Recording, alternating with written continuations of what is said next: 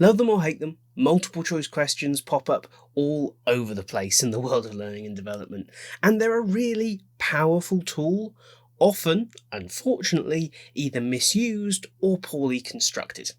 My name's Tom, I'm the Learning Ambassador at Colossian, and in this video we're looking at how to create really great multiple choice questions. Let's get into it. So before we really get into writing questions, let's just acknowledge the fact that sometimes multiple choice questions are the wrong option. There are whole debates about when it's best to use a multiple choice question and when a different form of assessment is the best choice, but that is for another video. Let me know down in the comments if it's one you want to see and we'll get right on it. In this video, we're really just going to narrow in on how to write effective multiple choice questions, and that all starts with understanding the anatomy of a multiple choice question. Multiple choice questions are made up of 4 components. The first is the stem.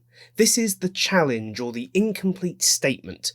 It's easy to think of this as being the question, but that can be really confusing because the question could be that one line at the top of the screen, or it could be the entire thing with the answers included. So we tend to refer to the challenge or incomplete statement that you're challenging someone to complete as the stem. Next up, we have options. This one is fairly self-explanatory. Options are all the potential answers you're allowing people to select from. Within the options, you have 2 further elements. The key, this is the correct answer, and then distractors. These are your incorrect but plausible answers. The important difference between these two, other than the correct and incorrect mix, is that there's only ever one key but can be multiple distractors, and in fact almost always should. Now I know what you're thinking, surely there can be more than one correct answer. Well, there can, but then it's not really a multiple choice question anymore, it's a multiple selection. And I realise that might sound like splitting hairs, but when it comes to writing really effective questions, we need to know what we're talking about. Now that we've got a grip on the anatomy of a multiple choice question though, we can start looking at what makes a really great stem. The first key consideration when writing stems is to ensure you're using clear and concise language. We all know the questions that ramble on for 3 or 4 lines, injecting additional information and context that actually doesn't help with answering the question. The goal of the stem is to leave the learner completely clear on what they are trying to do. They need to understand the challenge or what's missing so that they can select what they believe to be the correct answer from your options.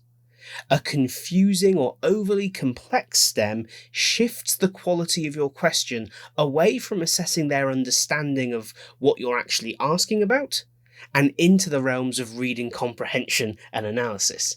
Now, if that's what you're trying to assess, great. But let's face it, in the workplace, it's usually not. So keeping them short, clear and concise is an essential first step. Next, you should always look to avoid negative phrasing. This is fairly logical, but we often fall into this trap when we're trying to mix things up or maybe challenge to see if people are really paying attention. But again, we're focusing on, are they paying attention to the detail of my question, as opposed to, can they take the content I've provided them? Can they apply it to the context that I'm presenting in the stem? That's the important thing, again, not reading comprehension and how laser focused they are on the exact wording of your question. Now, this doesn't mean your questions need to be easy, not at all. In fact, they should be deliberately challenging and pitched at the right level for your audience. But the language shouldn't be designed to trip people up. Leading us straight into our third point here, no trick questions. Trick questions serve no purpose other than to frustrate your learners. They might make you feel clever for coming up with something convoluted or excessively challenging, but your learners will switch off if they feel like you're deliberately tricking them into getting answers wrong, especially if this is an assessment that prevents them moving on. The final thing to really bear in mind when writing your stems is alignment. Not to the page, we're not going to touch visual design in this video, but to the content and the objectives of the learning intervention. Every question you ask, especially in multiple choice format, should align to the real world change you are trying to achieve. This is essential, not only to ensure that your questions hopefully help reinforce the behaviours that you want to see, but also to make sure you're not wasting the learner's time. Realistically, very few people in the workplace need to know in which year a particular piece of health and safety legislation was passed into law. Now, that information may pop up in your course, but it doesn't mean it needs to be assessed. So with those 4 things in mind, let's move on to have a look at our options and how to write those. Now, we've already discussed with regards to the key and there only being one correct answer. Now, it's important that this one correct answer doesn't stand out. If your question is obvious and easy to answer, well, there's not really much point in asking it. So, whether it's the key or the distractor, all your options should be roughly equal in length. Now, this doesn't need to be, to the character or to the word perfect, but if one is half the length of all the others, chances are it's the correct answer. Anything that makes the key excessively stand out visually is going to cause you a problem. So just try and balance them out as best you can. Next up, make sure you're mixing up the order between questions. The correct answer should not always be in position 1 or position 3 or whatever it might be in your design. It's essential as well that there is some form of shuffling, especially in the e-learning world, so that if someone revisits a question a second time, everything isn't just laid out the same way. This kind of thing is important to make sure that people are actually engaging with the assessment question and not just memorising patterns. Looking specifically now at distractors, it's really important that they are plausible. Someone should read a distractor and really need to consider the learning they have done in order to discount it. If at a glance you can immediately tell this is not the correct answer, it's a poorly written distractor. It should be definitely incorrect, but entirely plausible. And this isn't easy. It's really important to spend time on these once you've written the key. And that's the final point around writing your options. Start by writing the key. Match your distractors to the key once you are happy with it. This will make your job a lot easier. Writing the distractors first and then wording the key can mean you have length problems or detail problems, and if the key changes, ensure you revisit your distractors. So with all that in mind, let's take a little bit of time to think about what we do once we've finished writing our assessment questions. Given everything we've discussed, it's pretty clear that writing multiple choice questions is not the world's easiest thing. So, before putting them out into the world with your learners, make sure you engage in peer review. Put these in front of another L&D professional or a line manager, or maybe pilot them with members of your audience, a small group, not hand-selected for their love of you and your work and your team, but from across the business.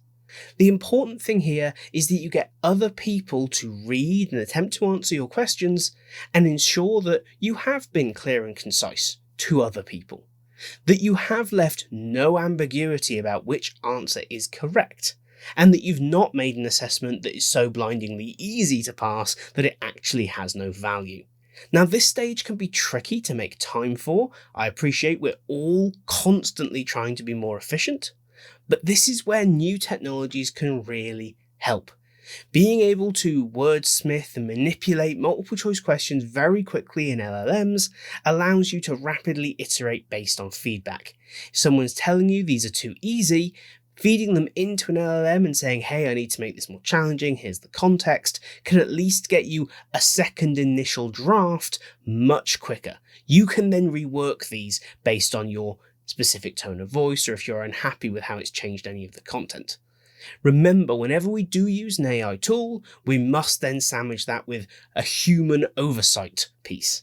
We never just want to be copying and pasting straight out of an LLM into our authoring tool. The last element to consider around this is feedback from learners. Now, no one likes failing an assessment, so those who do will likely not give you glowing feedback.